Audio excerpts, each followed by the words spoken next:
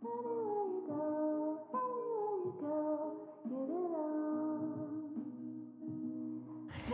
Gadgeters, balik lagi sama saya Arya, dan ini dia Samsung Galaxy M22.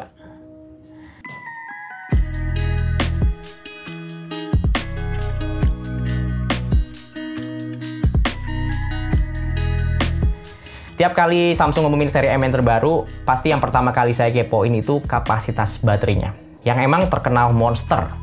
Ya, karena sektor baterai ini udah kayak jadi jualannya mereka. Mau yang kapasitasnya berapa? 6000 mAh? Atau 7000 mAh? Itu semuanya ada di seri M-nya Samsung, Pak. Tapi ada yang beda nih sama Samsung seri M yang rilis di Indonesia tahun ini. Khususnya yang main di kelas 2-3 jutaan ya. Karena sekarang mereka tuh kayak udah nggak ngejar kapasitas baterai yang gede-gede banget. Fokusnya sekarang gimana sih bikin bodi smartphone yang lebih ringkes tanpa ngorbanin daya tahan baterai yang emang udah terkenal awet di seri M. Udah gitu masih dikasih fitur-fitur yang cukup bersaing di segmen kelas menengah ke bawah. Nah, yang gak kalah menarik sih kalau udah ngomongin soal harga nih. Karena Anda gak bakal nyangka kalau Samsung seri M yang satu ini tuh cuma dibanderol di angka 2 jutaan aja. Tapi apa sih yang menarik dari smartphone ini? Yang baru dari Samsung seri M keluaran tahun ini tuh sekarang animasi layarnya udah jauh lebih ngacir, Pak, buat dipakai scroll-scroll halaman. Jadi mulai dari Samsung seri M kepala 1 sampai kepala 3, Samsung tuh udah naikin standar layarnya ke level yang lebih kekinian. Jadi nggak cuma sekedar pakai panel Super AMOLED, tapi seri M yang terbaru ini tuh udah pakai refresh rate yang tinggi juga di 90 Hz. Ya sebenarnya layar 90 Hz di smartphone 2 jutaan itu udah biasa banget ya, nggak terlalu spesial. Karena udah banyak juga yang pakai kan. Tapi ketika layar 90 Hz ini pakainya panel Super AMOLED dan dikombinasiin dengan tampilan antarmuka yang seresponsif One UI-nya Samsung, wadaw banget ini. Ini sih ngasih pengalaman visual yang jauh lebih nyenengin. Apalagi kalau Anda tipe pengguna smartphone yang emang sering ngabisin waktu di depan layar ya. Ya buat dipakai browsing, scroll timeline Twitter, scrolling video di TikTok. Ini jelas ngasih pengalaman visual yang lebih enak gitu ya. Ngelihat transisi dan animasi di layar yang lebih halus itu kayak ngasih kepuasan tersendiri gitu. Bahkan kalau udah keburu nyaman pakai layar 90 Hz, pas balik ke 60 Hz, itu rasanya udah beda banget, Pak. Asli. Ya memang sih, layar dengan refresh rate tinggi itu ngonsumsi daya yang lebih banyak. Makanya di sini Samsung mempromiin resolusi layar M22 jadi HD Plus aja. Ya, supaya konsumsi dayanya tetap kejaga dengan baik. Sebenarnya resolusi segini tuh masih cukup aman sih untuk ukuran layar 6,4 inch. Kalau buat saya pribadi sih, yang penting dipakai streaming Netflix itu dapat resolusi yang full. Nggak pakai kena kompres. Dan ini bisa banget di Samsung M22 yang udah ngantongin sertifikasi Wideframe L1. Apalagi dengan layar Super AMOLED-nya. Aduh, dipakai buat nonton tuh tentu ngasih pengalaman yang lebih cakep ya. Dibandingin dengan smartphone 2 jutaan lainnya yang rata-rata masih pada pakai IPS LCD. Dan secara nggak langsung juga panel Super AMOLED ini tuh kan punya ukuran yang lebih tipis ya dibandingin IPS LCD. Jadi memungkinkan banget buat Samsung ngerakit bodi M22 tetap ringkes, meskipun baterainya 5000 mAh. Oh ya, ngomongin soal baterai nih, ya meskipun udah nggak semonster model-model sebelumnya yang baterainya sampai 6000 mAh, tapi Samsung M22 dengan baterai 5000 mAh ini masih bisa digeber satu harian penuh sih. Itu pun dengan aktivitas yang terbilang cukup intens dari pagi sampai malam. Ya sebagai gambaran aja, saya dari pagi itu kerja sambil Zoom meeting ya. Terus siangnya habis lunch ya nyempetin buat mabar lah, main game, refreshing gitu. Mabar Mobile Legends 1 match, habis itu ngetes kamera foto sama videonya juga. Terus sorenya bete kan cari tontonan yang menarik lah di Netflix. Ketemu serial Squid Game yang lagi hot banget itu. Baru kelar 4 episode sih, sambil ya maraton lah nonton di Samsung M22 yang layar ini memang cakep banget buat Netflix kan. Dan malamnya saya kan mau ke Bogor ya, jadi dari Jakarta sampai ke Bogor, ini smartphone saya pakai buat navigasi, GPS nyala tentunya ya di Google Maps. Dan baterainya itu udah mulai loyo besok paginya, sekitar jam 8 atau jam 9 pagi, dan itu udah lewat satu harian penuh. Untuk screen on time-nya ini saya dapat kurang lebih 10 jam lah. Turunnya persentase baterai di sini juga sopan banget, Pak. Ini saya pakai buat navigasi di Maps sekitar 30 menit, baterainya ngurang 4% doang. Dipakai buat Zoom meeting sekitar 1 jam, baterainya ngurang 6%. Dipakai buat mabar Mobile Legends 1 match atau sekitar 30 menitan, itu baterainya ngurang 6%. Dipakai buat main TikTok sekitar 30 menit, baterainya ngurang 4%. Sementara untuk charger bawaannya ini cuma dikasih 15 watt, yang kecepatannya sih biasa aja ya. Ini dari 10% ngisi selama 30 menit, baterainya naik di 35%. Terus ngisi 1 jam, baterainya naik di 60%. Dan baterai 5000 mAh ini baru bener-bener penuh itu setelah pengisian daya kurang lebih 1 jam 55 menit. Ya, nyaris 2 jam. Nah, yang baru di Samsung M22 kali ini smartphone udah support super fast charging-nya Samsung, Pak. Yang outputnya 25 watt itu.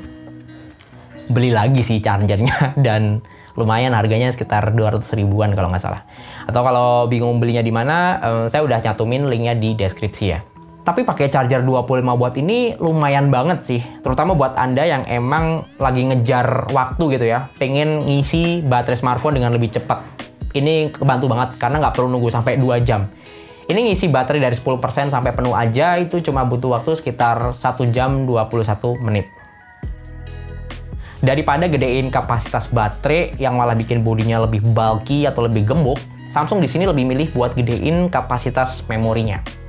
Jadi kan yang sebelumnya itu cuma ada varian 464GB ya. Nah, di M22 ini varian RAM-nya jadi lebih gede di 6GB. Terus untuk storage-nya juga 2 kali lebih gede di 128GB. Ya tahu sendiri lah, game-game Android sekarang tuh ukuran filenya udah ngadi-ngadi banget ya. Apalagi Genshin Impact tuh. Sekali download data game ya, langsung ditembak 12GB. Ini kalau pakai 64GB aja udah kempis-kempis sih. Makanya storage 128GB buat sekarang nih udah terbilang cukup aman lah kapasitasnya. Kalaupun 128GB itu masih kurang atau udah nyaris penuh, Samsung M22 ini masih punya slot microSD yang bisa nampung sampai 1TB. Ya ini kepake sih buat nyimpen file-file foto atau video yang kalau dihapus kok sayang, tapi kalau di internal malah menu-menuin doang. Nah ini bisa dipindahin ke microSD. Kalau untuk performanya, chipset Helio G80 ini masih jadi andalannya Samsung banget, Pak, di harga segini. Soalnya banyak banget yang pakai gitu. Mulai dari Samsung A32, terus A22, terus M32, dan sekarang di M22. Ya, keempat smartphone itu sebenarnya dekat-dekatan sih harganya. Tapi emang sih Helio G80 ini lumayan cakep performanya, alias chipset ini tuh punya core performa yang buat lari kenceng ya. Dia punya 2 mesin turbo A76 yang bakal kepake banget untuk ngerjain tugas-tugas yang berat.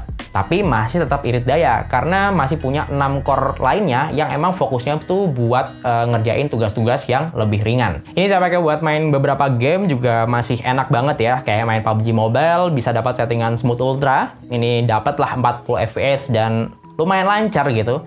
Apalagi kontrol gyroscope-nya juga responsif ya. Jadi buat main PUBG Mobile lama-lama ini masih enjoy banget di Samsung M22 ini.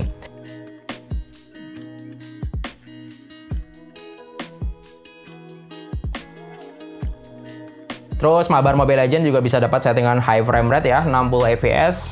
Ya meskipun settingan grafisnya hanya mentok di high aja, nggak bisa dimentokin sampai ultra.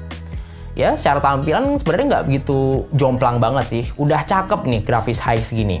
Yang penting di sini mah jago skillnya. Percuma kan grafisnya ultra tapi malah kena stun mulu.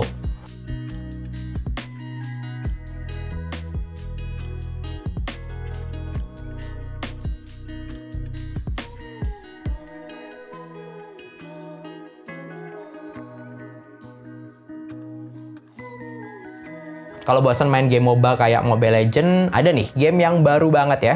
Game MOBA tapi temanya Pokemon. Yes, Pokemon Unite. Ini MOBA-nya agak beda sih, tapi tetap mantep gameplaynya. Apalagi kalau ngelihat Pokemon yang bisa evolusi ini, aduh cakep banget. Untuk performa Helio G80-nya juga masih cukup impresif ya. Nyaris gak berasa ada frame drop yang ganggu permainan dari awal sampai akhir.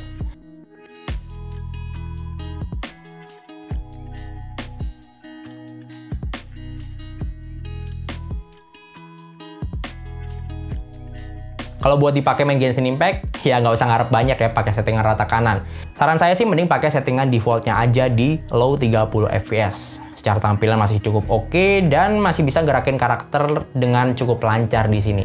Yang penting mah bodinya itu nggak cepet panas dan baterainya juga nggak cepet habis.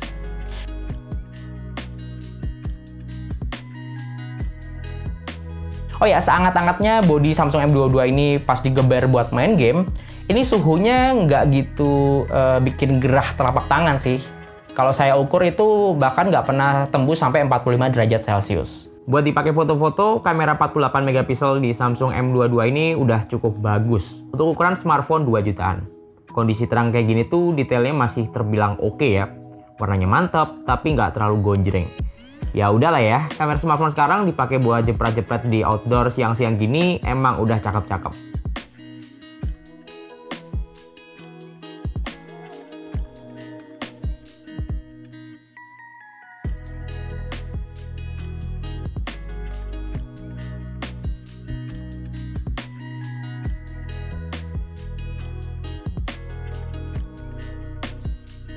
Lensa ultrawide-nya Samsung masih favorit banget sih. Resolusinya tuh 8 megapiksel yang udah cukup tajam, ditambah lagi jarak pandangnya yang juga lebih luas dari lensa ultrawide smartphone lain.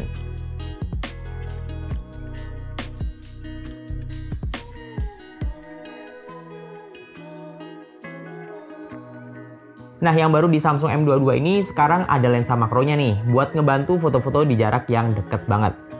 Nggak ngarep banyak sih sama resolusinya yang cuma 2 megapiksel ini. Tapi selama ngambilnya di tempat yang terang, hasilnya ya udah cukup bagus. Kalau mau dipakai buat foto-foto di low light, mode malamnya ini udah cukup membantu ya buat ngasih detail dan warna yang lebih mantep ketimbang nggak pakai sama sekali. Tapi kadang-kadang jadi terlalu terang dan nggak ngegambarin kondisi malam yang bener-bener gelap dan dingin.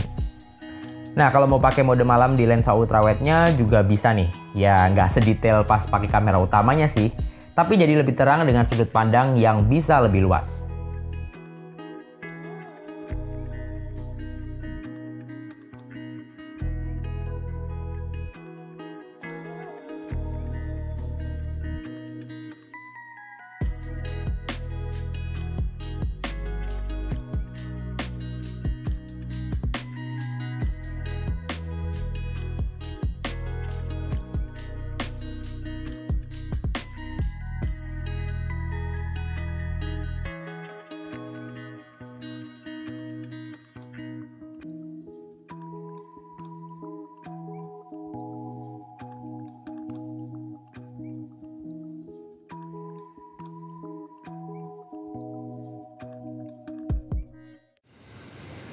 Oke, ini dia sampel kamera video belakang Samsung Galaxy M22.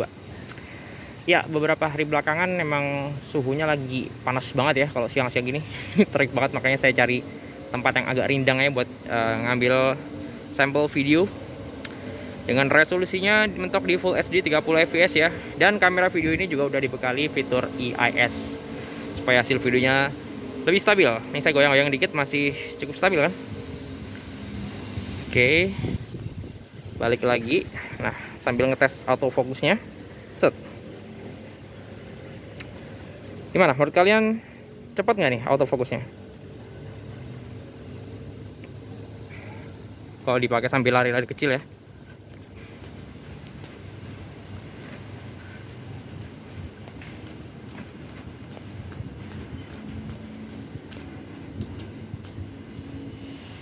Nah, kali ini sampel video kamera depan Samsung M22.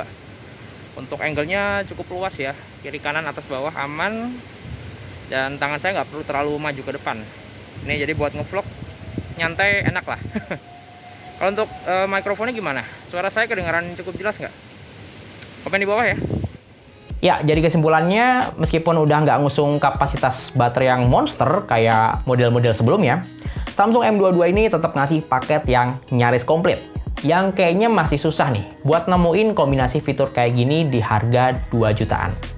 Ya bayangin aja, smartphone harga 2 jutaan yang pakai layar Super AMOLED 90Hz, terus ada NFC-nya pula, kayaknya baru Samsung deh yang bisa main di harga segini. Ini kalau ada OIS di kameranya kayak di Samsung A22, kayaknya lebih mantep sih. Cuma kan dua smartphone ini tuh punya harga yang nggak beda jauh ya, jadi harus milih salah satu. Kalau lebih mentingin NFC, ya ambil M22. Tapi kalau lebih mentingin OIS di kameranya, ya mending ambil A22. Karena di A22 itu nggak ada NFC-nya, Pak. Terus tampilan antarmuka One UI-nya Samsung yang clean dan juga responsif, itu juga susah ya buat nggak di-mention di sini. Karena ya buat yang terbiasa pakai smartphone Samsung, emang nggak bisa move on sih sama One UI ini. Meskipun One UI yang dipakai di M22 ini adalah One UI 3.1 yang versi core ya, yang versi dengan keterbatasan. Sebenarnya secara tampilan masih sama dengan One UI 3.1. Cuma memang ada beberapa fitur yang dipangkas, seperti voice assistant Bixby dan juga nggak ada secure folder buat nyimpen file dengan lebih aman. Ya ada fitur itu cakep. Kalau nggak ada ya udahlah ya. Karena cara pengalaman penggunaan ini kurang lebih masih sama dengan One UI pada umumnya. Sebenarnya dengan harga resmi di 2,799 juta, Samsung Galaxy M22 ini udah mantap banget sih. Tapi ada yang lebih mantap lagi nih. Kalau Anda ikutan flash sale-nya tanggal 27 September sampai 3 Oktober ini. Karena di sini Anda bisa dapetin Samsung Galaxy M22 dengan harga yang lebih murah lagi. Yaitu cuma Rp2.599.000. Ya, M22 ini nambah pilihan smartphone Samsung yang eksklusif dijual secara online. Nah, untuk info lebih lengkapnya, cek linknya di deskripsi ya. Oke, segitu aja dulu pendapat saya tentang Samsung M22. Untuk ngecek spek lengkap dan link pembelian smartphone ini, seperti biasa, Anda bisa cek linknya di kolom deskripsi di bawah video ini ya. Ya, terima kasih sudah nonton dan sampai ketemu di video berikutnya.